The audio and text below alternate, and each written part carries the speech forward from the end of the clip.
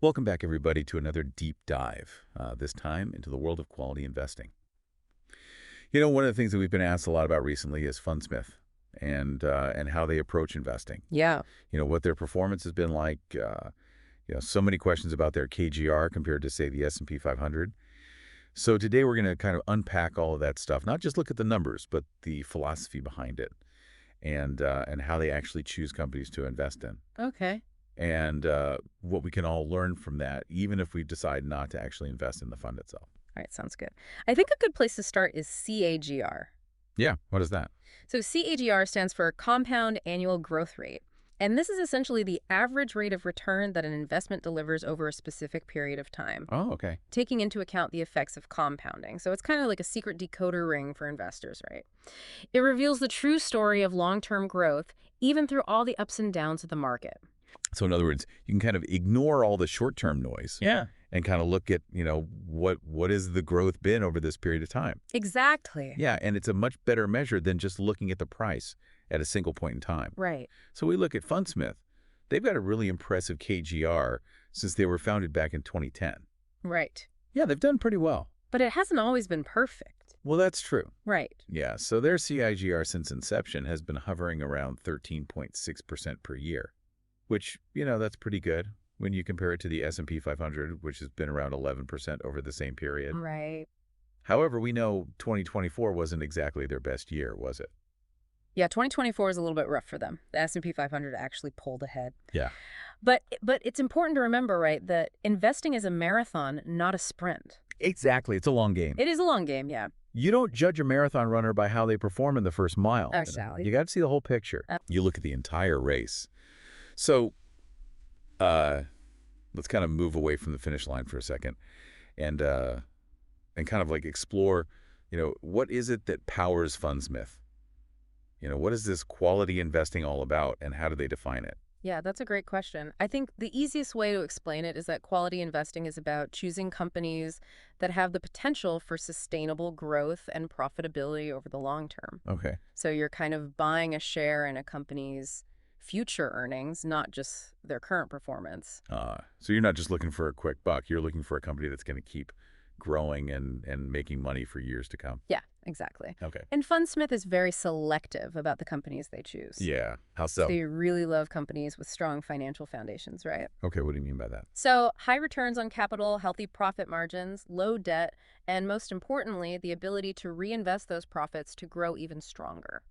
Okay, so it's not just about making money. It's about what you do with that money. Absolutely. And how you reinvest it to grow the business even further. Exactly. So they're not just looking for a flash in the pan. No. They're looking for companies that are built to last. Right. Right. And that actually brings us to one of the most fascinating things about Fundsmith, their willingness to actually overpay for quality. Overpay for quality. Yeah. Isn't that kind of against the rules of investing? Yeah, it seems counterintuitive, right? Yeah. You always hear buy low, sell high. Right. But that's where I think the magic of compounding picks in. Okay. Let's say you've got two companies, right? Yep. One's super cheap, but it grows really slowly. Okay. Maybe like 5% a year. The other one's a bit more expensive. Yeah. But it consistently grows at, say, 15%. Yeah, okay. Now, over time, that higher growth rate, even from that pricier starting point, is going to lead to much greater returns. I see. Right. So you got to remember a company's intrinsic value, its true worth based on its potential, that can be way higher than its market price at any given time. So you're not just buying what it is today, you're buying what it could be tomorrow. Yeah, so it's not just about the sticker price. It's about the engine under the hood. Yeah, exactly. Yeah. And I think Fundsmith's analysis of Amazon during the dot-com bust is a perfect example of this. Okay, what happened there? So back then, the market was panicking.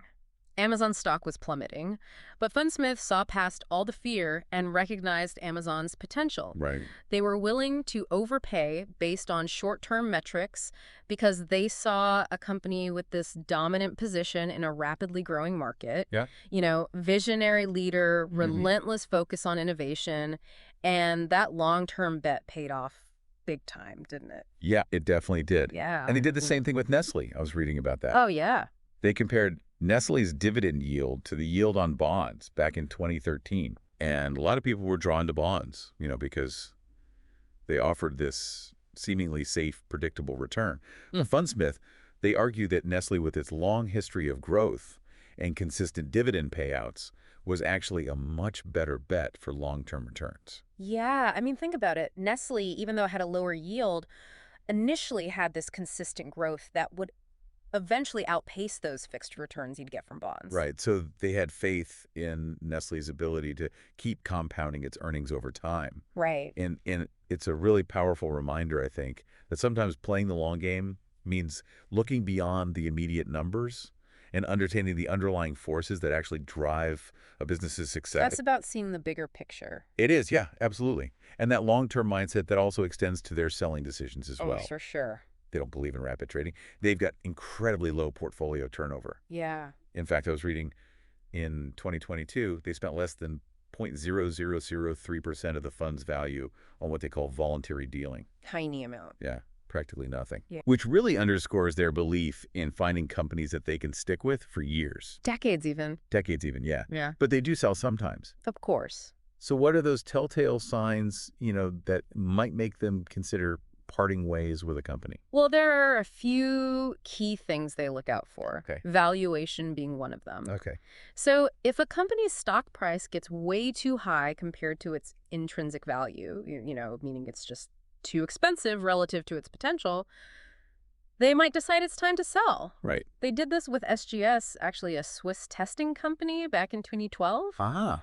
And of course, there are others as well, right? Yeah, they sold Johnson & Johnson, Colgate-Palmolive in recent years. Yeah, those were driven by concerns about the company's long-term prospects. Right. So with Johnson & Johnson, it was all about those litigation risks. Yeah. And with Starbucks and Colgate-Palmolive, they started questioning whether those companies' growth strategies were really going to be effective in the long term. So it's not just about the numbers. It's about maintaining confidence in a company's ability to deliver, consistent, strong returns over the long haul. Right, it's about the fundamentals.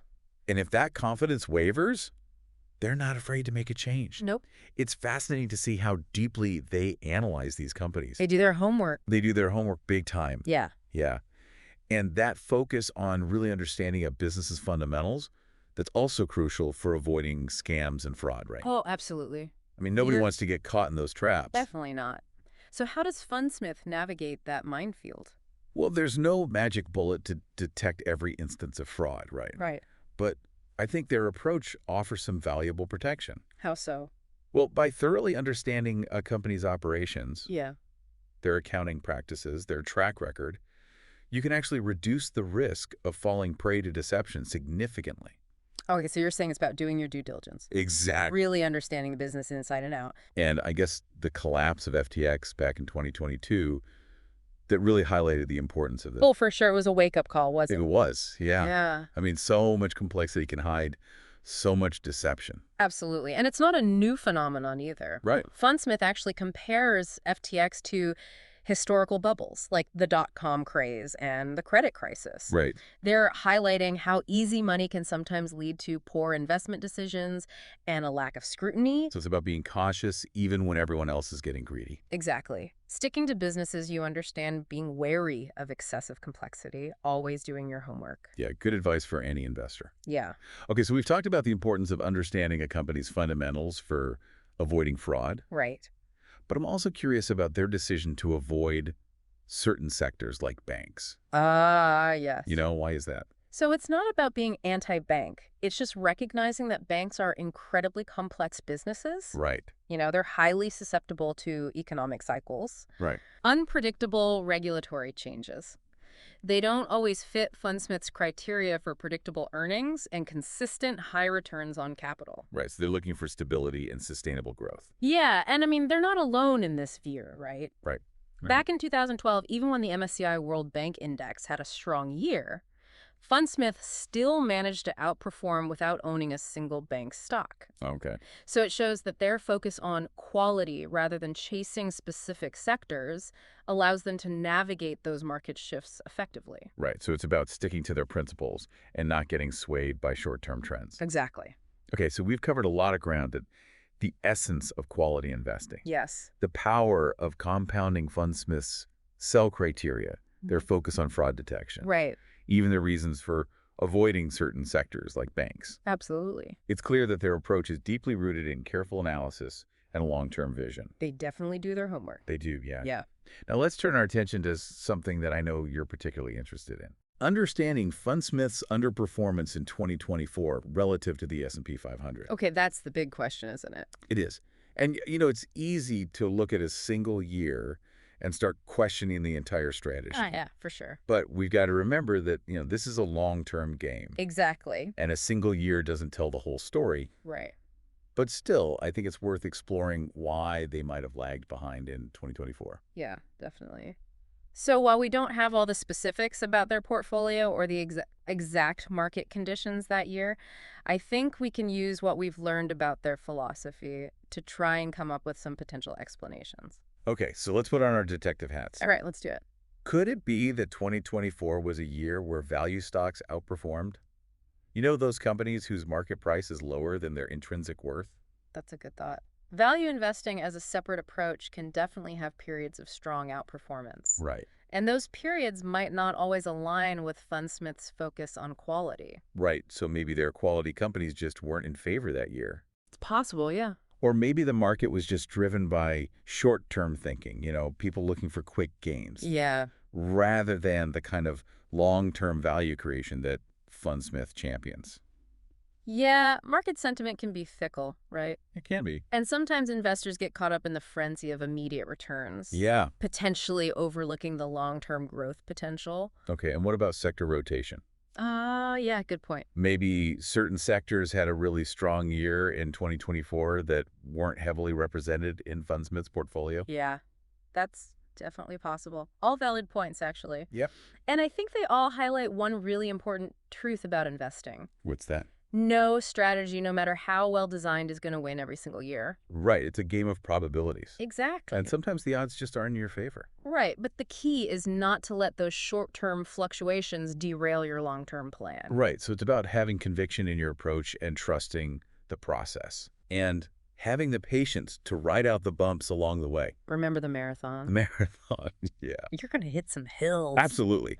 So even though Fundsmith didn't beat the S&P 500 in 2024, their long-term track record and their consistent approach still hold a lot of weight. For sure. I mean, their strategy isn't about winning every single battle. Right. It's about winning the war. And that's what we all need to keep in mind as investors. Absolutely. And that's a crucial point to remember.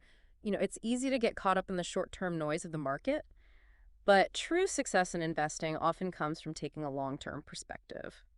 While we're on that topic of what makes companies successful, I'm kind of curious how they go about finding these winning companies. What are they actually looking for when they're evaluating a potential investment? Well, one of the most important things they look for is a high return on capital employed, or ROCE. Okay. Basically, they want to see companies that are efficient at using their money to generate profits. Okay. It's a sign of a well-managed, profitable business. Okay, so it's like you're judging a chef not just by the meal they produce, but how efficiently they use their ingredients and minimize waste. Exactly. And Fundsmith actually has some data to back this up. Oh, really? Yeah, in their 2017 letter, they highlighted how the companies in their portfolio consistently delivered much higher ROCE and better profit margins compared to the average company in the major stock market indexes. So they're not just picking companies randomly.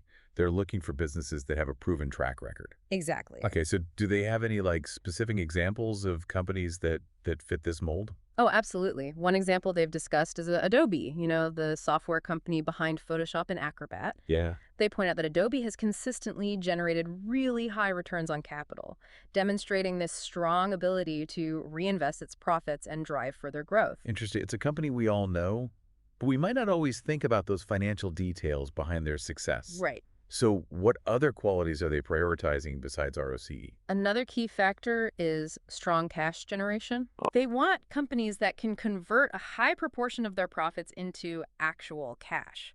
Makes sense. It's one thing to have profits on paper, but it's another thing to have that money coming in the door. Right. It's like the difference between having a high credit limit and having money in your bank account. Exactly. And of course, they're also wary of companies with too much debt. Yeah.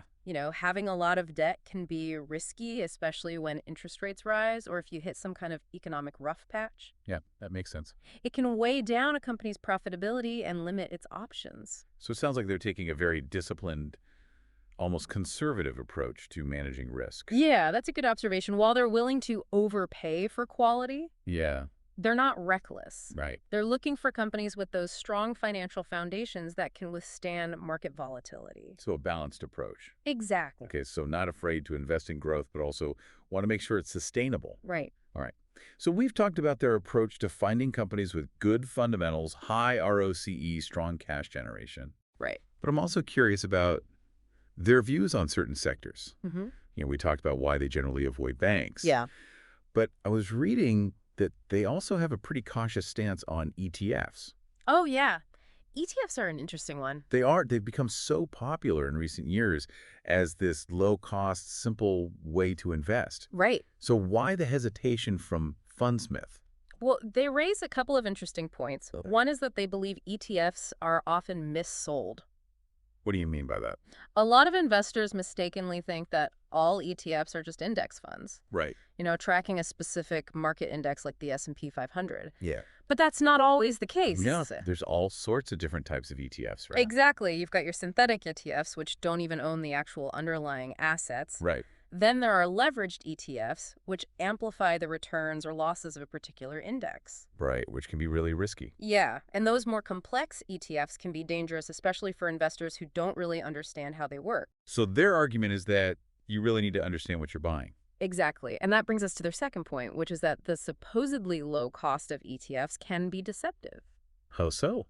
So while the fees you might pay directly can be low, there are often hidden costs associated with the creation, trading, and management of these funds. So it's like those budget airlines, they lure you in with the low fares, but then they nickel and dime you for everything else. Yeah, that's a great analogy. And those hidden costs, they can really eat into your returns over time. So what's the takeaway here? I think it's to be cautious, do your research, and don't just blindly buy into the hype. So don't just assume that all ETFs are created equal. Exactly. Okay, so we've talked about their stock picking criteria, their cautious stance on certain sectors. But one thing I find really interesting about Fundsmith is their willingness to engage actively with the companies they own. Oh, yeah, they're not just passive investors. Right, they're active owners. Absolutely. So what does that look like in practice? Well, it means they're not just looking at the numbers. They're looking for businesses with strong management teams, sound governance practices, a genuine commitment to creating long-term value for shareholders. Okay. And if they see something they disagree with, they're not afraid to speak up. They're willing to challenge management. Absolutely. They've been known to challenge management on issues ranging from capital allocation decisions to executive compensation. Interesting. Any example of that come to mind? Yeah, one notable example they discuss in their 2022 letter is their involvement with Unilever. Oh, yeah, I remember reading about that. Didn't they publicly criticize Unilever's management for focusing too much on purpose at the expense of shareholder value? That's right. They felt that Unilever was straying from its core strengths and pursuing initiatives that weren't really benefiting shareholders. And it sounds like their criticism had an impact. It did. Shortly after their public comments, activist investor Nelson Peltz acquired a stake in Unilever and joined the board. Right, and then the CEO announced his departure not long after. Exactly. So it seems like Fundsmith's willingness to speak up might have played a role in those changes. Yeah, it really highlights how they use their influence to advocate for changes that benefit all investors. Absolutely. They're not just going along for the ride. They're actively trying to steer the ship in the right direction. Okay, so back to the ship analogy. Yeah. We were talking about their performance earlier, especially in relation to the S&P 500. Yeah. I'd love to dig a little deeper into their track record. Compare those KGRs a little bit more. Okay, so as we mentioned, since their inception in 2010, Fundsmith's EGR has been around 13.6% per year, which is pretty good. The S&P 500 during that same time has delivered a KGR of about 11%. So consistently outperforming the broader market. Generally speaking, yes, but remember, past performance isn't a guarantee of future results. Right. And as we discussed earlier, there are going to be periods like in 2024 where they might lag behind. Right. No investment strategy is perfect. Exactly. And I think it's worth noting that they've achieved this outperformance while maintaining that incredibly low portfolio turnover we talked about earlier. Right. So they're not incurring a lot of trading costs. Nope. They're finding those quality companies paying a fair price, holding on for the long haul, letting compounding do its work. That's the essence of their approach. It's really a testament to patience and discipline. It is, yeah.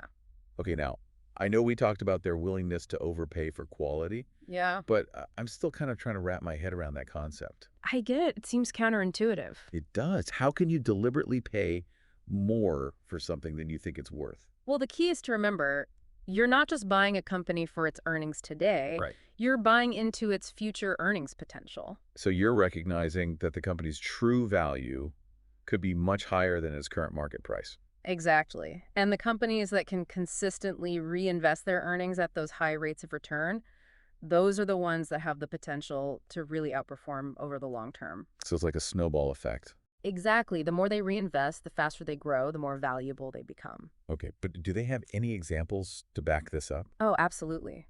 One of the examples they often cite is Nestle. Remember how we talked about their comparison of Nestle's dividend yield to bond yields back in 2013? Yeah, they argued that Nestle was a better long-term bet because of its consistent growth. Exactly. And they expanded on this point in their 2017 letter, highlighting the power of reinvesting earnings. Okay. They point out that equities or stocks, they're unique because a portion of your return is automatically reinvested for you. Okay. Those retained earnings, the profits that aren't paid out as dividends, Yeah. they're plowed right back into the business. So it's like this built-in growth engine.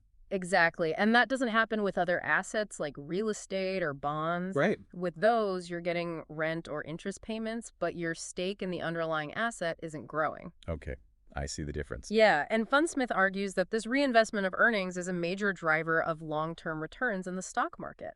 They even cited a study showing that a whopping 80% of the gains in the S&P 500 over the 20th century came from companies' earnings and the reinvestment of those earnings, not from changes in valuation. Wow. So it's not just about finding a bargain. It's about finding a company that can generate high returns on the capital they reinvest. That's where the magic happens. Okay, so we've talked about quality compounding their approach to certain sectors like banks and ETFs. Right. Is there anything else that really stands out to you about their approach? Yeah, one thing I find particularly interesting is their perspective on market bubbles and the dangers of easy money. Yeah, they talk about that a lot in their letters. They do, and they draw some interesting parallels between recent events like the FTX collapse and historical bubbles like the dot-com boom and the credit crisis. Right. They seem to have a real awareness of how market psychology and easy access to capital can lead to these periods of irrational exuberance. And ultimately painful crashes. Exactly. So what's their advice for navigating those periods?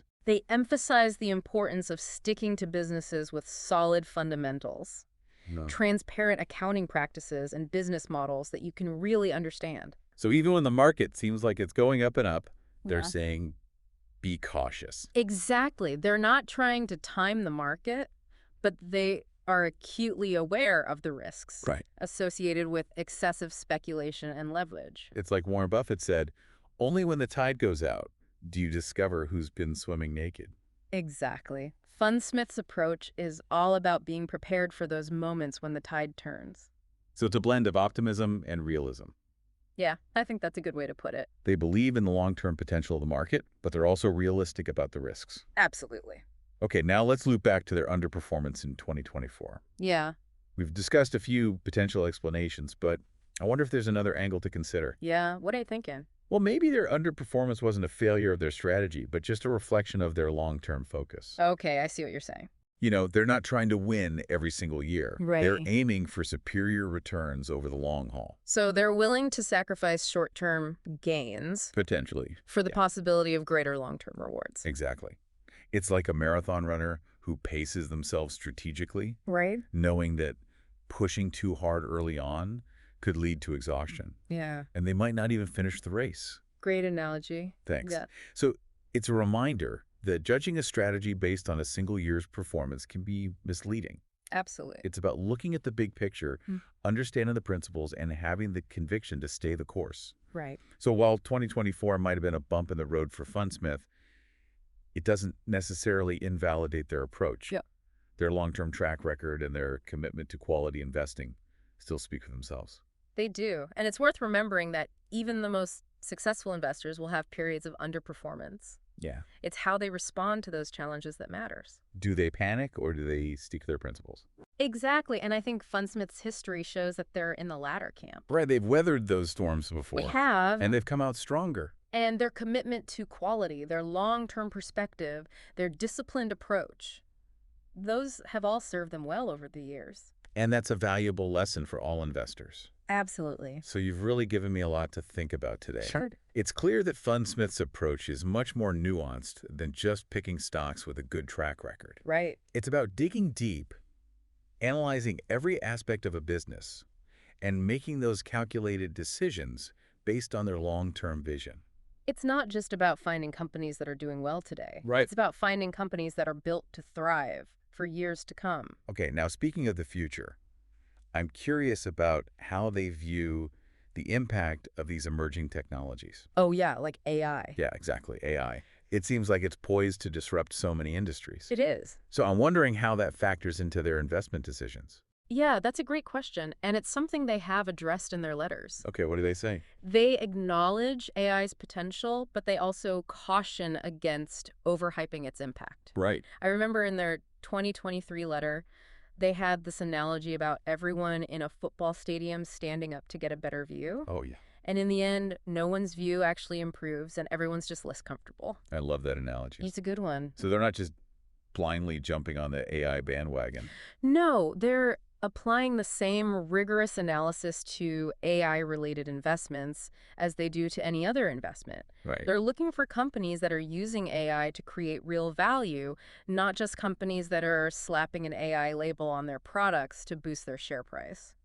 So they're looking beyond the hype, focusing on the fundamentals. Exactly. Now, you mentioned earlier that they look for companies with strong management teams and good governance practices. Yeah. But I'm curious about their process for actually assessing those things. That's a good question, and it's something they've talked about in their letters. They take a multifaceted approach. They look at things like the composition of the board of directors, Okay. the company's track record on environmental, social, and governance, or ESG issues. Yeah. And they pay close attention to executive compensation structures. So they're looking for companies that align with their values. Yeah, they want to see companies that are not only profitable, but also responsible and sustainable. It's like they're saying profits and principles can go hand in hand. Exactly. And I think that's a really important message for investors to hear. Yeah, it's not just about making money. It's about making money the right way. Absolutely.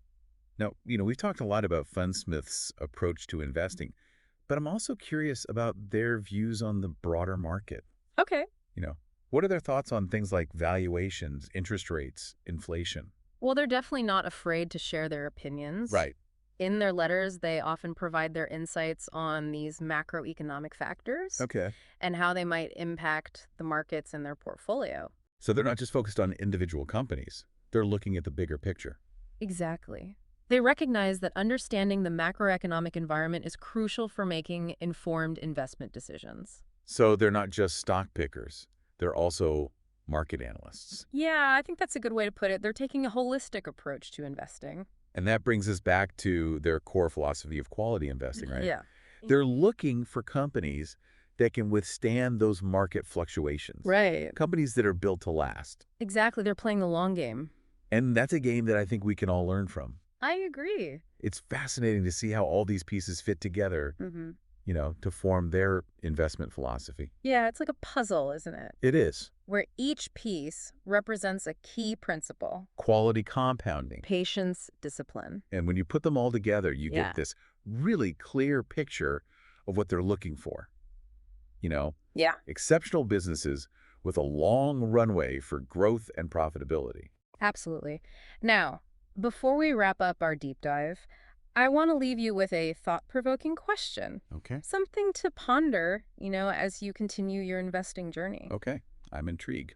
Lay it on me. All right, so given what we've learned about Fundsmith's approach, their emphasis on quality, their long-term perspective, their aversion to complexity, how might their strategy evolve as the world grapples with these new challenges? Like what? Like climate change, geopolitical instability, all these things that are happening. Yeah, it's a great question. I mean, it's clear that these global challenges are going to have a huge impact on businesses and investors alike. Exactly, and it raises some really interesting questions, Like what? How will Fundsmith adapt their criteria for identifying quality companies in a world that's facing all these unprecedented environmental and social challenges? Right. Will they need to redefine what sustainable growth actually means? Exactly. And how will they navigate the risks and opportunities that come with the transition to a low-carbon economy? Yeah, these are tough questions. They are. Complex issues, no easy answers. Yeah. But I have to believe that Fundsmith's commitment to deep research and their focus on long-term value creation will serve them well as they kind of navigate these uncharted waters. Yeah, I think so too. Their willingness to challenge conventional wisdom, Mhm. and their ability to adapt to changing circumstances. I think those have been key to their success so far. Absolutely. And I think those qualities are going to be even more important in the years to come, Yeah. as the world faces all these new and unpredictable challenges. Well said. So, as we conclude our deep dive into the world of quality investing, I encourage you to keep these questions in mind as you continue on your investing journey. It's a journey for sure. It is. And remember, investing is not just about picking stocks. It's about understanding the world around us and making informed decisions that align with our values and our long-term goals. Well, thank you so much for guiding us through this fascinating exploration of quality investing and Fundsmith's approach. I feel like I've gained a lot of valuable insights that will help me become a more informed and confident investor. You're very welcome. It's been my pleasure. And remember the journey of investing. It's a lifelong pursuit It is. of knowledge and discovery. So keep learning, keep exploring, and never stop asking questions. That's great advice. Thanks again for joining us. You're welcome.